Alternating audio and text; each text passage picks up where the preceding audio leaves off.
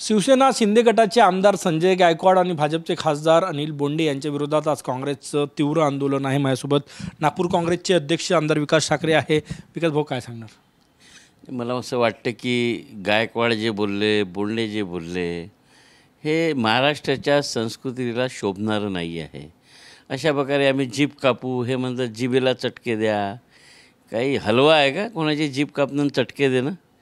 एखाद्या सामान्य माणसाच्या जिभेला चटके दिले का यांनी कधी?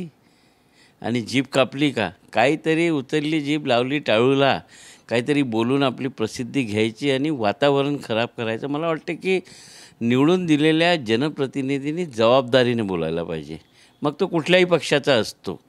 तुम्ही असंच चिथावणीकारक निवडणुकीच्या तोंडावर दंगे भडकवणारे भाष्य कराल तर याच्यावर त्या पक्षातील लोकांनीही नियंत्रण ठेवायला पाहिजे। मला वाटतं अमित शाह आणि मोदीजी यांनी अशा आमदारांच्या तर तिकीटच कापल्या पाहिजे किंवा समज दिले। खरंच जर या देशात शांती ठेवायची असेल नरेंद्र मोदीजी आणि अमित शहांना, तर असे भडकाऊ वक्तव्य करणाऱ्यांना त्यांनी आपल्या पक्षातूनच काढायला पाहिजे।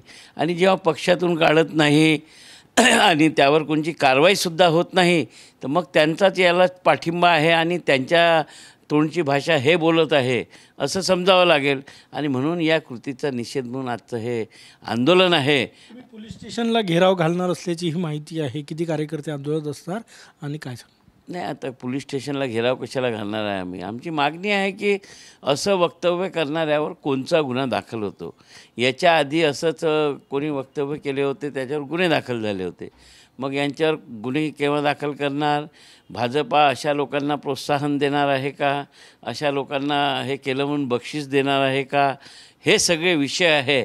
आणि मला वाटते की कुठल्याही पार्टीने, काँग्रेस असो भाजपा असो, अशा लोकांना पक्षातून बडतर्फ केलं पाहिजे, ही मागणी आमची राहील। खूप खूप धन्यवाद। कॅमेरामॅन सचिन सॅमसह गजानन माटे, TV9 मराठी, नागपूर।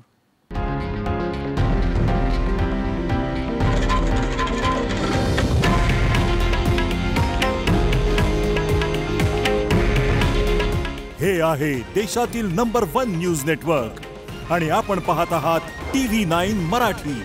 काळजी तुमची, हित महाराष्ट्राचं।